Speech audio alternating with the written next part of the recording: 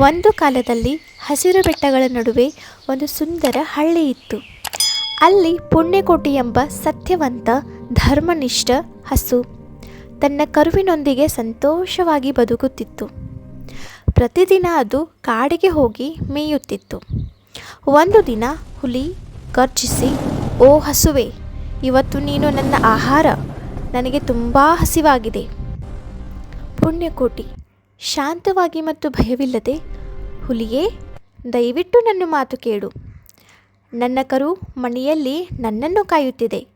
ಅದಕ್ಕೆ ನಾನು ಹಾಲು ಕುಡಿಸಿ ವಿದಾಯ ಹೇಳಿ ನಾನು ಮತ್ತೆ ನಿನ್ನ ಬಳಿಗೆ ಬರುತ್ತೇನೆ."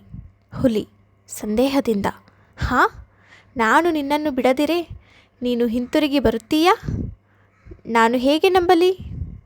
ಪುಣ್ಯಕೋಟಿ, "ನಾನು ಸುಳ್ಳು ಹೇಳುವುದಿಲ್ಲ. ನಾನು ಸತ್ಯವಂತಳಾಗಿದ್ದೇನೆ.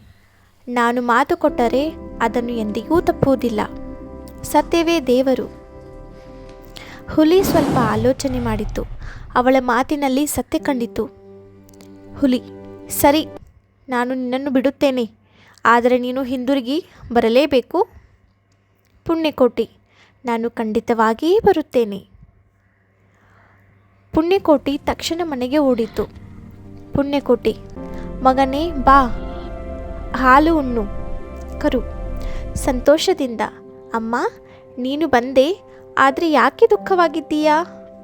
ಪುಣ್ಯಕೋಟಿ ಕಣ್ಣೀರಿನಿಂದ, "ಮಗನೇ, ನಾನು ಹುಲಿಗೆ ಮಾತು ಕೊಟ್ಟಿದ್ದೇನೆ. ನಾನು ಮತ್ತೆ ಕಾಡಿಗೆ ಹೋಗಬೇಕು."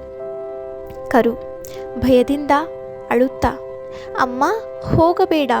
ನನಗೆ ನೀನೇ ಬೇಕು. ನಾನು ಒಬ್ಬನೇ ಹೇಗೆ ಇರುತ್ತೇನೆ?"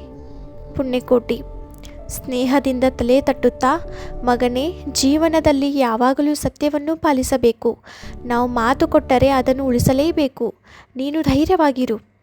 ದೇವರು ನಿನ್ನ ಜೊತೆ ಇರುತ್ತಾನೆ." ಕರು ದುಃಖದಿಂದ, "ಅಮ್ಮ, ಬೇಗ ಹಿಂದಿರುಗು."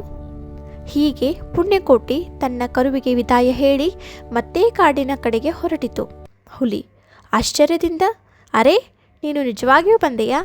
ನಾನು ಅಂದುಕೊಂಡೇ ಇರಲಿಲ್ಲ." ಪುಣ್ಯಕೋಟಿ, "ನಾನು ಮಾತು ಕೊಟ್ಟಿದ್ದೇನೆ. ಅದನ್ನು ಉಳಿಸಲು ಬಂದಿದ್ದೇನೆ. ಇಗೋ, ನೀನು ನನ್ನನ್ನು ತಿನ್ನಬಹುದು." ಹುಲಿ, "ನಿನ್ನಂತಹ ಸತ್ಯವತಿಯನ್ನು ನಾನು ಎಂದಿಗೂ ನೋಡಿಲ್ಲ.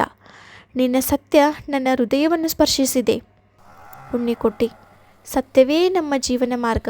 ಅದನ್ನು ನಾವು ಯಾವಾಗಲೂ ಕಾಪಾಡಬೇಕು." ಹುಲಿ ಲಜ್ಜೆಯಿಂದ, "ನಾನು ತಪ್ಪು ಮಾಡಿದ್ದೇನೆ. ನಿನ್ನನ್ನು ಕೊಲ್ಲುವುದು ಪಾಪ. ನೀನು ಮಹಾನ್ ದೇವತೆ." ಪುಣ್ಯಕೋಟಿ ಮೃದುವಾಗಿ, "ಧನ್ಯವಾದಗಳು ಹುಲಿಯೇ." ಹುಲಿ, "ನೀನು ಹೋಗು. ನಿನ್ನ ಕರುವಿನ ಬಳಿ ಹಿಂತಿರುಗು. ನಿನ್ನ ಸತ್ಯವಂತಿಕೆ ನನ್ನನ್ನು ಬದಲಿಸಿದೆ." ಹೀಗೆ ಪುಣ್ಯಕೋಟಿಯ ಸತ್ಯವಂತಿಕೆ ಹುಲಿಯ ಮನಸ್ಸನ್ನು ಬದಲಿಸಿತು. ಅವಳು ತನ್ನ ಕರುವಿನ ಬಳಿ ಸುರಕ್ಷಿತವಾಗಿ ಹಿಂತಿರುಗಿತು. ಇದರಿಂದ ನಮಗೆ ನೀತಿಪಾಠ ತಿಳಿಯುವುದೇನೆಂದರೆ, ಸತ್ಯವೇ ದೇವರು. ಸತ್ಯವಂತಿಕೆ ಯಾವಾಗಲೂ ಜಯಿಸುತ್ತದೆ.